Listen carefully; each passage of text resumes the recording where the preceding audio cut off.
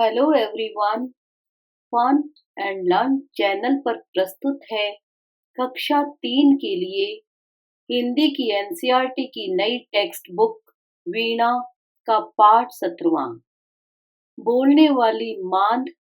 आज कहानी पढ़ने के साथ साथ हम इसके प्रश्न उत्तर भी करेंगे। तो पहले ध्यानपूर्वक कहानी को सुनेंगे। बोलने वाली मांद। एक जंगल में खरनखर नाम का एक सिंह रहता था। एक दिन उसे बहुत भूख लगी। वह आहार की खोज में पूरे जंगल में घूमता रहा, पर एक चूहा तक हाथ नहीं लगा। इस खोज में ही शाम हो गई, अंधेरा हो रहा था। इसी समय उसे एक मांद दिखाई दी। मांद मतलब गुफा। रात काटने के लिए वह उसी में घुस गया। उस मांद में घुसकर उसने सोचा, इसमें कोई न कोई पशु तो रहता ही होगा। जब वह विश्राम करने के लिए इसमें घुसेगा, मैं उसे दबोच लूंगा। यह सोचकर वह उस मांद में एक और छिपकर बैठ गया। उस मांद में दधीपुछ नाम का एक सियार रहा करता था। वह मांद की ओर आ रहा था। मांद के द्वार पर आकर उसने देखा तो उसे सिंह के पैरों के चिन्ह दिखाई दिए। चिन्ह मांद की ओर जाने के लिए तो थे, पर लौटने के नहीं थे। उसने सोचा, हे भगवान, आज तो मेरी जान पर ही आ बनी। इसके भीतर अवश्य कोई सिंह घुसा बैठा है। उसे समझ में नहीं आ रहा था कि वह क्या करे। वह पता करना चाहता था कि सिंह इस समय भी मांद के भीतर ही है या बाहर निकल गया है। सोचने से क्या नहीं हो सकता। सोचते सोचते उसे एक उपाय सूझ ही गया। मांद के द्वार पर जाकर उसने पुकारा, ए मेरी मांद, ए मेरी मांद। पुकार कर वह चुप हो गया।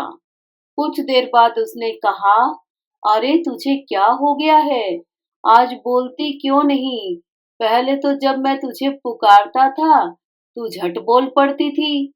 क्या तू वह भूल गई कि मैंने तुझसे कहा था कि मैं जब भी बाहर से आऊंगा तब तुझे पुकारूंगा, और जब तू उत्तर देगी उसके बाद ही मैं मांद के भीतर आऊंगा। यदि तूने इस बार भी उत्तर न दिया तो मैं तुझे छोड़कर किसी दूसरी मांद में चला जाऊंगा।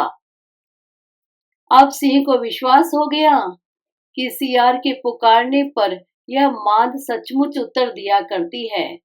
उसने सोचा, आज मैं आ गया हूँ, इसलिए डर के मारे इसके मुंह से ध्वनि नहीं निकल रही है। उसने सोचा, यह मांद नहीं बोलती है तो कोई बात नहीं, इसके स्थान पर मैं ही उत्तर दे देता हूँ। यदि चुप रहा तो हाथ आया शिकार भी चला जाएगा। यह सोचकर सिंह ने उसका उत्तर दे दिया। उसकी दहाड़ से वह मांद तो गूंज ही उठी। आसपास के पशु भी चौकन्ने हो गए। सियार वहां से यही कहते हुए चंपत हो गया कि इस वन में रहते हुए मैं बूढ़ा हो गया, पर आज तक कभी किसी मांद को बोलते हुए नहीं सुना। इस पाठ में कुछ नए शब्द आए हैं जिनका हम उच्चारण करेंगे। जंगल, वन, जहाँ पशु पक्षी रहते हैं, पेड़ घने पेड़ पौधे होते हैं। सिंह, शेर, आहार, भोजन। मांद, गुफा, विश्राम, आराम करना। द्वार, दरवाजा। चिन्ह, निशान, विश्वास, भरोसा। ध्वनि, आवाज। शिकार, शिकार करना, जैसे सिंह को पशुओं का शिकार करना था, शिकारी को जानवरों का शिकार करना था। दहाड़, ऊंची आवाज, शेर की दहाड़। चौकन्ने, सतर्क होना। चंपत, गायब हो जाना। एक बार फिर से इनका उच्चारण सुनेंगे और आप भी उच्चारण करेंगे। जंगल, सिंह, आहार, मांद, विश्राम, द्वार, चिन्ह, विश्वास, ध्वनि, शिकार, दहाड़, चौकन्ने, चंपत। अब कुछ प्रश्न हैं जो बातचीत के लिए हैं। आपको भूख लगती है तो आप क्या क्या खाने की कामना करते हैं? कामना मतलब इच्छा। तो अगर मुझे भूख लगती है तो मैं रोटी सब्जी दाल चावल व खिचड़ी खाने की कामना करती हूँ। क्या आपने किसी पशु के पैर के चिन्ह देखे हैं? किस किस पशु के देखे हैं?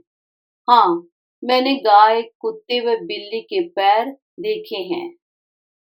सिंह मांद यानी गुफा में रहता है। मांद में कौन कौन से जानवर रहते हैं? मांद में भालू सियार लोमड़ी व बाघ आदि जानवर रहते हैं। कठिन समय में बुद्धि अधिक काम आती है या शक्ति? कठिन समय में बुद्धि काम आती है। तो एक बार से फिर इन प्रश्नों को दोहरा लेते हैं। आपको भूख लगती है तो आप क्या क्या खाने की कामना करते हैं? मुझे भूख लगती है तो मैं रोटी सब्जी दाल चावल व खिचड़ी खाने की कामना करती हूँ। आप इसमें वह सब लिख सकते हैं जो आप खाने की इच्छा रखते हैं। क्या आपने किसी पशु के पैर के चिन्ह देखे हैं? किस किस पशु के देखे हैं? हाँ, मैंने गाय कुत्ते व बिल्ली के पैर देखे हैं। आपने अगर किसी और जानवर के भी देखे हो तो आप उनका नाम भी यहाँ लिख सकते हैं। सिंह मांद यानी गुफा में रहता है। मांद में कौन कौन से जानवर रहते हैं? मांद में भालू सियार लोमड़ी व बाघ आदि जानवर रहते हैं। कठिन समय में बुद्धि अधिक काम आती है या शक्ति? कठिन समय में बुद्धि काम आती है, क्योंकि बुद्धि से ही हम सोच पाते हैं कि हमें क्या करना है, हमें कैसे बचना है। अगला प्रश्न है, सोचिए और लिखिए। दधीपुच्छ ने कैसे जाना कि मांद में खरनखर बैठा है? दधीपुच्छ ने मांद की तरफ जाते हुए सिंह के पांव देखे थे, पर लौटते हुए के चिन्ह उसने नहीं देखे। इसी से उसने जाना कि मांद में खरनखर बैठा है। दूसरा प्रश्न, इस कहानी में सिंह का नाम खरनखर है और सियार का नाम दधीपुच्छ। आप इनके क्या नाम रखेंगे? मैं सिंह का नाम शेर सिंह व सियार का नाम होशियार रखूंगी। यदि आप सिंह के स्थान पर होते तो क्या करते? यदि मैं सिंह के स्थान पर होती तो दहाड़ने के स्थान पर चुप रहती। जब सियार ने पुकारा, ए मेरी मांद, ए मेरी मांद, तब सिंह ने उत्तर दिया। सिंह ने उत्तर में क्या कहा होगा? जब सियार ने पुकारा, ए मेरी मांद, ए मेरी मांद, तब सिंह ने दहाड़कर उत्तर दिया होगा, अंदर आ जाओ। अगला प्रश्न है, शब्दों का खेल। कहानी में मांद शब्द कितनी बार आया है? कहानी में मांद शब्द 17 बार आया है।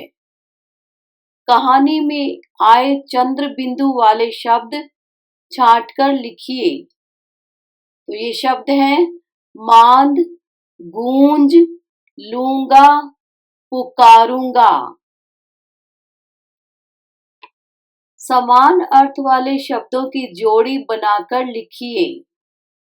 जैसे कुछ शब्द यहाँ दिए गए हैं, शेर, गुफा, जंगल, द्वार और दरवाजा, सिंह, वन। तो शेर सिंह, इसी तरह से गुफा और मांद, जंगल और वन, द्वार और दरवाजा। नीचे लिखे शब्दों की सहायता से वाक्य पूरा कीजिए। कुछ शब्द हैं, नदी, पहाड़, झरना, पेड़, गुफा, मांद, तितली, हवा, बादल, जाल। अब एक तरफ के कॉलम में शब्द है भूल गई और दूसरी तरफ है भूल गया। भूल गई जो लड़कियां होती हैं, स्त्रीलिंग होते हैं, वो उनके लिए भूल गई शब्द होता है। जैसे लड़कियां बोलती हैं मैं खाती हूँ, मैं जाती हूँ, तो इनको हम स्त्रीलिंग बोलते हैं। और लड़का बोलता है भूल गया, मैं खाता हूँ, मैं जाता हूँ, तो इस शब्दों को पुल्लिंग कहा जाता है। तो यहाँ लड़की के लिए स्त्रीलिंग और लड़के के लिए पुल्लिंग शब्द प्रयोग करेंगे। इन्हीं शब्दों का भी इसी तरह से प्रयोग किया जाता है। उदाहरण के लिए जैसे मांद क्या तू भूल गई, दूसरे उदाहरण में जाल क्या तू भूल गया। आगे इन शब्दों में नदी क्या तू भूल गई, गुफा क्या तू भूल गई, पहाड़ क्या तू भूल गया, झरना क्या तू भूल गया, तितली क्या तू भूल गई, पेड़ क्या तू भूल गया, हवा क्या तू भूल गई, बादल क्या तू भूल गया। जैसे हम कहते हैं नदी बहती है, पहाड़ ऊंचा है, ऊंचाई पर है। पहाड़ को हम पुल्लिंग के रूप में महसूस करते हैं और नदी को स्त्रीलिंग के। गुफा में रहता है, शेर गुफा में रहता है। गुफा कहाँ चली गई, गुफा दिखाई नहीं दे रही। तो इस तरह से यह शब्द भी स्त्रीलिंग है।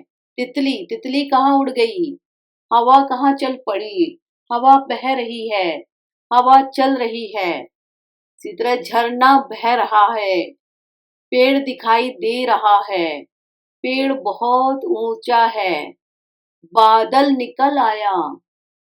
तो इस तरह से ये कुछ शब्द स्त्रीलिंग शब्द होते हैं, कुछ शब्द पुल्लिंग शब्द होते हैं। सही शब्द चुनकर रिक्त स्थान भरिए। कुछ शब्द यहाँ लिखे हैं, बाहर, चुप, जवान, सचमुच, याद, उजाला। अब वाक्यों को देखेंगे। जैसे उदाहरण के लिए दिया है, अंधेरा हो रहा था, उजाला हो रहा था। अंधेरा की जगह उजाला शब्द यूज किया है। दोनों शब्द एक दूसरे के विपरीत हैं, तो इसी तरह से हमें विपरीत शब्द भरना है। सिंह इस समय भी मांद के भीतर है या बाहर निकल गया। तो भीतर का विपरीत उल्टा शब्द बाहर हुआ। आज बोलती क्यों नहीं, चुप क्यों है। बोलती का विपरीत शब्द चुप। मैं बूढ़ा हो गया हूँ, पहले तो मैं जवान था। तो बूढ़ा शब्द का उल्टा शब्द जवान। यह मांद झूठ मूठ ही जवाब देती है या फिर सचमुच बोलती है। झूठ मूठ का उल्टा सचमुच। तो इस तरह से ये वाक्य बने हैं। सही अर्थ की जोड़ी बनाइए। एक चूहा तक हाथ नहीं लगा, मतलब कोई शिकार नहीं मिला। मेरी जान पर ही आ जाती, मतलब बड़े संकट में फंस गया। सियार वहां से चंपत हो गया, मतलब भाग गया। तो इस तरह से सही शब्दों की जोड़ी बनाई गई है। अगला प्रश्न है, अपने मन से वाक्य बनाइए। उदाहरण, यदि चुप रहा तो हाथ आया शिकार भी चला जाएगा। ये उदाहरण के लिए एक वाक्य दिया है। इसी तरह आपको अपने मन से वाक्य बनाने हैं। यदि बोला तो बड़े संकट में फंस जाऊंगा। यदि अधिक वर्षा हुई तो बाढ़ आ जाएगी। यदि कड़ी धूप हुई तो पेड़ पौधे सूख जाएंगे। यदि अंधेरा हुआ तो कुछ भी नहीं दिखेगा। तो इस तरह से अपने मन से वाक्य बनाए जा सकते हैं। इन वाक्यों के स्थान पर आप और कोई भी वाक्य बना सकते हैं। अगला प्रश्न, कला की कलाकारियां। यहाँ सिंह व सियार का मुखौटा दिया गया है। आप दोनों में से अपनी रुचि के अनुसार मुखौटा बनाइए। आप दोनों मुखौटे भी बना सकते हैं। सिंह का मुखौटा, अब सिंह के मुंह की आकृति बनाइए, उसमें रंग भरिए। अब बाहरी रेखा से काट लीजिए, दोनों किनारों पर छेद कीजिए और धागा बांधिए। इसी तरह से सियार का मुखौटा भी दिया है। स्टेप वाइज पहले नंबर पे क्या है, दूसरे नंबर पर, फिर तीसरे पर, चौथे पर, पांचवें पर, छठे पर, सातवां, आठवां और नवां, 10वें स्टेप पर जैसे जैसे किया गया है वैसे वैसे आप कागज को मोड़कर ये मुखौटे बना सकते हैं। पेंटिंग करके मुखौटे बना सकते हैं। और इनका अभिनय भी कर सकते हैं इस कहानी का। अगला प्रश्न है शब्द ज्ञान, मात्रा ज्ञान। कहानी में से हमने वो शब्द छांटे हैं यहाँ जो बिना मात्रा के हैं। वह, समय, अवश्य, खरन, खर। ये पांचों शब्द हैं जिनमें किसी भी मात्रा का प्रयोग नहीं किया गया है। अगले शब्द जिनमें आ की मात्रा का प्रयोग किया गया है। शाम, आहार, भगवान। आगे छोटी की मात्रा है दिन, दिखाई, छिपकर। फिर बड़ी की मात्रा इसी, भीतर। छोटे ऊ की मात्रा के शब्द घुस, पुकारा, घुसकर, पुकार कर। अगले में बड़े ऊ की मात्रा है तू, भूख, दूसरी। फिर ए की मात्रा के शब्द हैं के, उसे, करने, पुकारने। और फिर उसके बाद आई की मात्रा मैं, बैठ। अब आप देखिए जहां एक अक्षर वाला शब्द है वहां एक अक्षर वाला है, उसके बाद दो अक्षर, फिर तीन अक्षर, फिर चार अक्षर, फिर पांच भी कहीं कहीं है। तो इस तरह से शब्द ज्ञान में बढ़ोतरी होगी और मात्रा का ज्ञान भी आगे बढ़ेगा। आगे है ओ की मात्रा तो, खोज, दबोच, छोड़कर। औ की मात्रा और, चौकन्ने।